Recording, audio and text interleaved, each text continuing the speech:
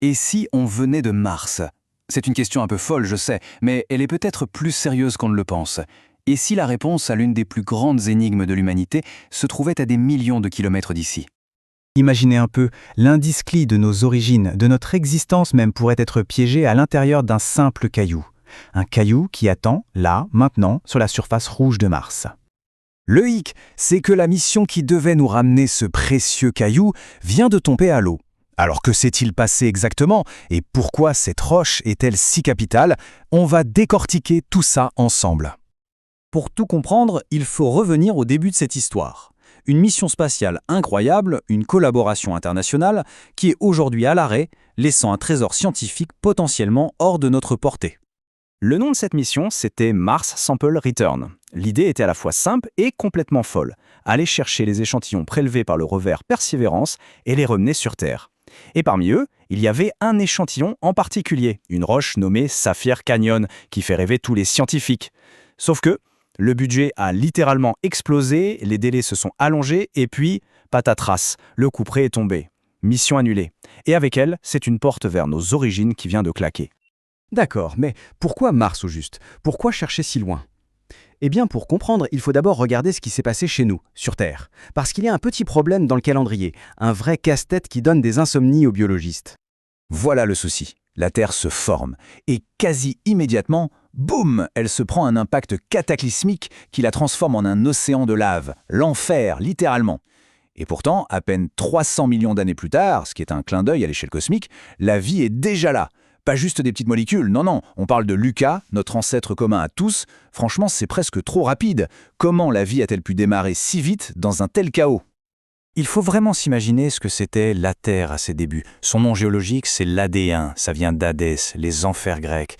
Et le nom est bien choisi, croyez-moi. C'était un monde bombardé en permanence par des astéroïdes, avec un océan de magma et une atmosphère irrespirable. Pas vraiment le genre d'endroit sympa où on s'attend à voir la vie éclore, pas vrai? Du coup, la question se pose, si c'était trop l'enfer sur Terre, où la vie a-t-elle bien pu commencer? Et c'est là que tous les regards se tournent vers sa voisine, Mars. Le contraste entre les deux planètes à ce moment-là est juste saisissant. D'un côté, la Terre, une fournaise invivable qui se remet à peine de son trauma. De l'autre, Mars, qui était beaucoup plus calme. Elle avait de l'eau liquide, une atmosphère pour la protéger et surtout des sources hydrothermales considérées comme de parfaits petits nids douillets pour l'apparition de la vie. Et puis, il y a la chimie. C'est le cœur du sujet. En gros, pour que les premières briques de la vie s'assemblent, il faut une sorte de recette spéciale. Et dans cette recette, il y a deux ingrédients indispensables, du bore et du molybdène. Le truc, c'est que sur la jeune Terre, impossible de les trouver sous la bonne forme. Alors que sur Mars, ils étaient là, disponibles, prêts à l'emploi.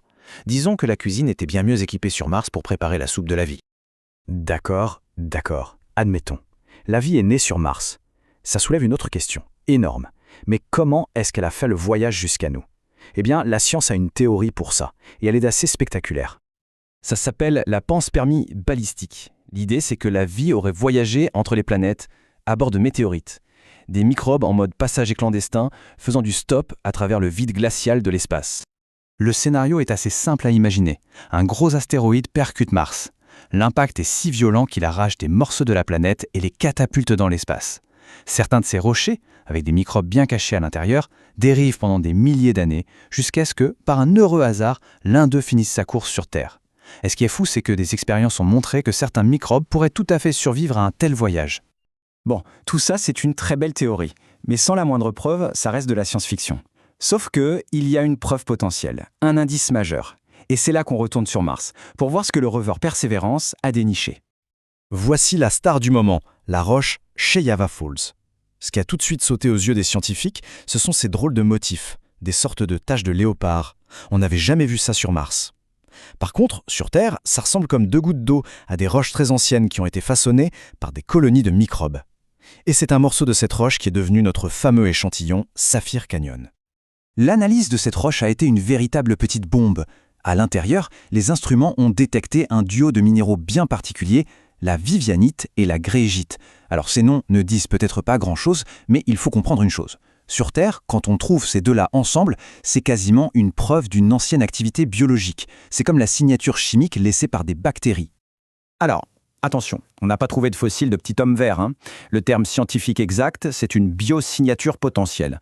Qu'est-ce que ça veut dire? Ça veut dire que pour expliquer la présence de ces minéraux, l'hypothèse de la vie est devenue plus probable que celle d'une simple réaction géologique. Et ça, c'est un pas de géant. On a donc un indice incroyable, mais la mission pour le ramener est annulée. L'enquête pourrait s'arrêter là, au point mort. Mais c'était sans compter sur l'arrivée d'un nouveau joueur dans la partie, un joueur bien décidé à remporter la course. Ce nouveau joueur, c'est la Chine, avec sa mission Tianwen-3. Et le programme est très ambitieux. L'objectif est clair, décollage en 2026, retour des échantillons sur Terre en 2031. S'ils y arrivent, non seulement ce sera une première historique, mais ce sont peut-être eux qui détiendront la réponse à la plus grande de nos questions. Alors, projetons-nous un peu. Ces échantillons reviennent enfin sur Terre. On les analyse. Premier scénario, on y trouve des traces de vie qui ont la même base chimique, le même ADN que nous. La conclusion serait vertigineuse. Cela voudrait dire que nous sommes, au sens propre, des Martiens. Deuxième scénario, peut-être encore plus profond. On découvre de la vie, oui, mais elle est totalement différente. Une autre biochimie, une autre forme d'ADN. Cela signifierait que la vie n'est pas un miracle unique, qu'elle a pu apparaître 2 fois, de manière indépendante, rien que dans notre système solaire. Imaginez ce que ça implique pour le reste de l'univers. Ce serait probablement rempli de vie. Et puis, il y a la troisième possibilité, plus sobre. On analyse les roches et il n'y a rien. Aucune trace de vie, ni passée, ni présente, malgré un environnement qui semblait parfait. Alors là, ça renforcerait l'idée que notre présence sur Terre est un accident statistique incroyable, un coup de chance cosmique inouï, et que nous sommes peut-être seuls. Quelle que soit la réponse, une chose est sûre, elle changera pour toujours la façon dont on se perçoit. La course est lancée, et son enjeu dépasse de loin la fierté nationale ou la compétition technologique. Ce qui se joue là-bas, sur cette planète rouge, c'est la réponse à la question que l'humanité se pose depuis qu'elle a levé les yeux vers les étoiles. Qui sommes-nous et d'où venons-nous ?